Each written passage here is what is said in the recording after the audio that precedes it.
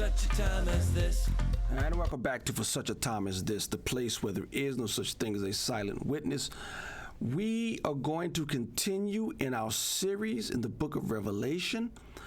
I've done 9 installments already explaining how to read the book of Revelation so you are not confused. Many people don't recognize there's loops and there's different perspectives, and so they get confused, but I've explained that. So this is the 10th installment. Let us begin as I explain the book of Revelation. So here he is, this loop.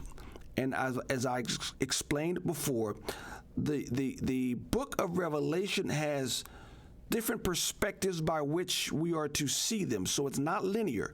You can't read the book of Revelation from chapter 4 through chapter 19 and think it's sequential. It is not. It has several different restarts or loops or vantage points. And we are to read the book of Revelation that way. So we are on this loop. This loop is Revelation 12 through 14. This loop starts, and a great sign appeared in heaven, a woman clothed in the sun and the moon under her feet, and on her head a crown of 12 stars. That starts the loop.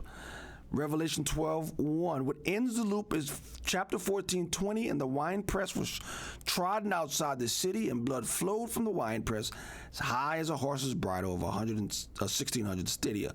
So you're going to see in chapter 12, you're going to see the beast fighting the Christ and his redeemed ones. Real important. Chapter 12, verse 6 to 126 days. It is a reference to the book of Daniel, and we must always remember that the book of Revelation continues what Daniel started. And so in true keeping with the book of Revelation, I am going to cycle through some of the key verses within this section or this loop. And so the first key verse I want to focus on is Revelation 12:3. As John is explaining Revelation 12 and Satan's struggle against the Christ and his redeemed people, he says this, and another sign appeared in heaven. Behold, a great red dragon with 7 heads and 10 horns, and on his head several diadems.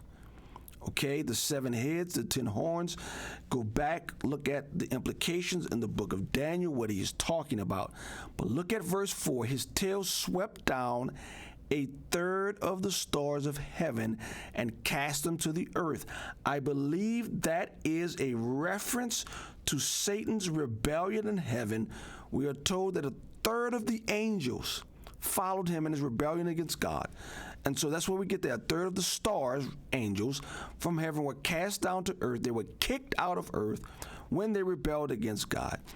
And the dragon stood before the woman who was about to give birth, so that when she bore her child, he might devour it. That was Satan's attempt to kill the Christ, Jesus, when he was born.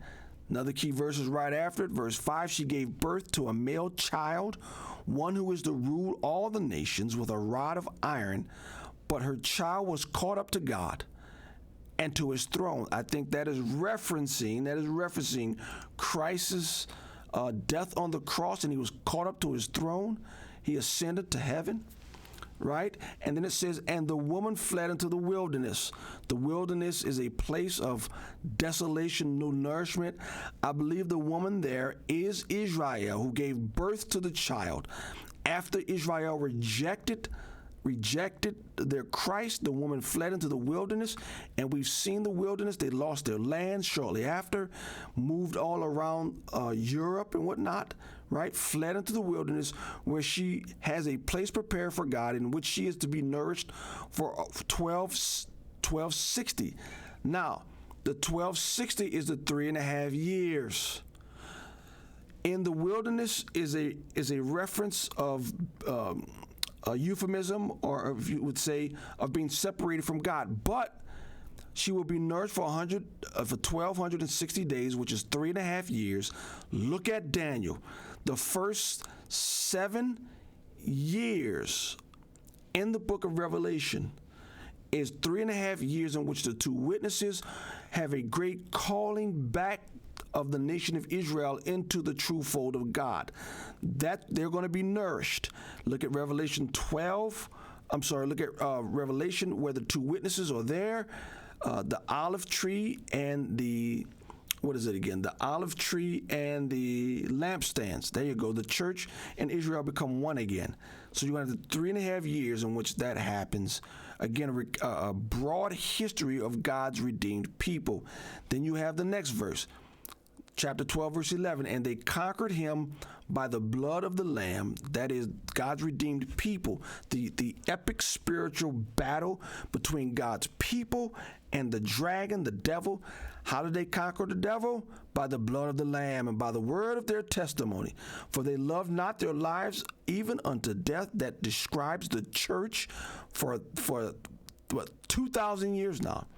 Verse 12, therefore, rejoice, O heavens, and you dwell in them. But woe to you, O earth and sea, for the devil has come down to you in great wrath, because he knows that his time is short. Which leads to the next key verse in this section. Chapter 13, verse 5, and the beast was given a mouth uttering haughty and blasphemous words, and it was allowed to exercise authority for 42 months.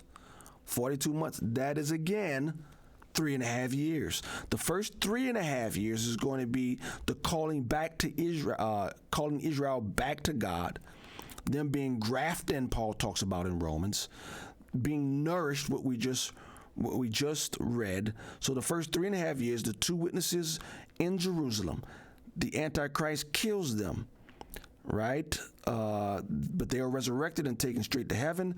But that's when the Antichrist does the quote-unquote false miracle.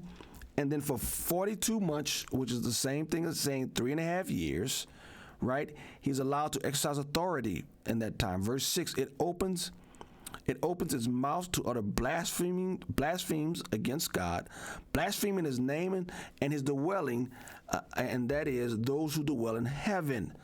Verse 7, also it was allowed to make war on the saints and to conquer them.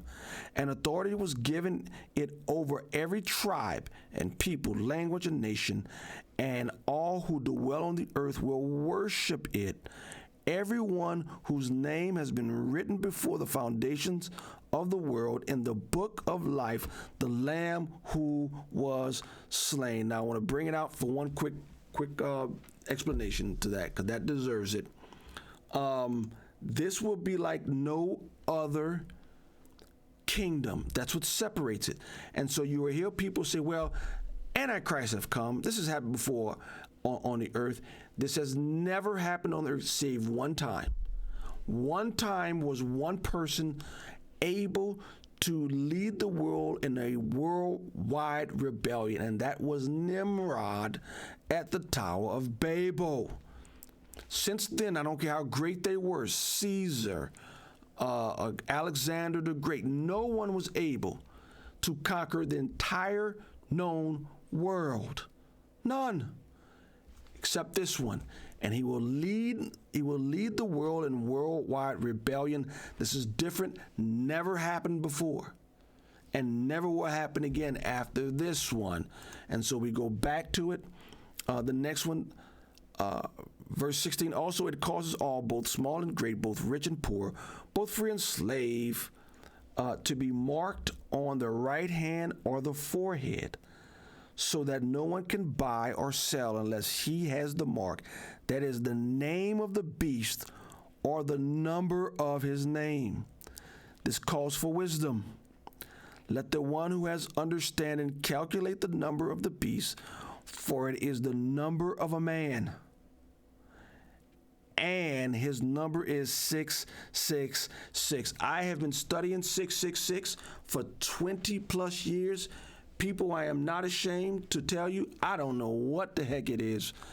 And I have never seen a compelling argument that leads me to believe that they know. I think, I perceive, this is my belief, and I'm open to correction because I don't know. But I think it's something that we will understand once it happens. Let's say, for example, there may very well be a numbering system as the world moves towards globalism, and people, it's happening. The world is starting to move towards a joint one world government, and I think perhaps maybe there'll be a numbering system that will come along that will somehow break us all down to numbers. And when this man takes the throne, his number will be 666. Again, I could be wrong. But finishing up this loop, you have chapter 14:12. Here's a call for the endurance of the saints, those who keep the commandments of God and their faith in Jesus. And I heard a voice from heaven saying, write this, blessed are the dead who die in the Lord from now on. I believe that is at the 3.5 year mark. Once the Antichrist actually goes into the Holy of Holies, he comes out and he listens to worship, and he starts putting his 666 on people's foreheads and their foreheads and their hands.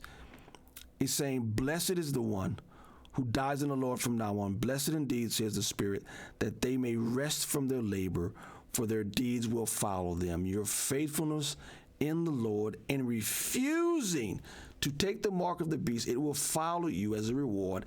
And to heaven, I think more specifically, if you die underneath the Antichrist, it will follow you into the millennial kingdom, and you will be blessed. Read the book of Daniel. Read Revelation 20. It's very clear to me.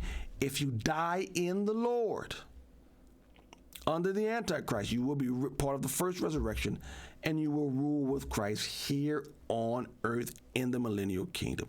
So 12, 13, and 14, this last section is designed to give a history from a spiritual context of the battle between Satan and God. And it ends with, in 14 at the end, when Christ comes back as the conquering king, wiping out all those who are against him. All right, that's it for this installment of the book of Revelation and Prophecy. I think a year went by. I won't let a year go by. I will finish the book of Revelation. Trust me. God bless.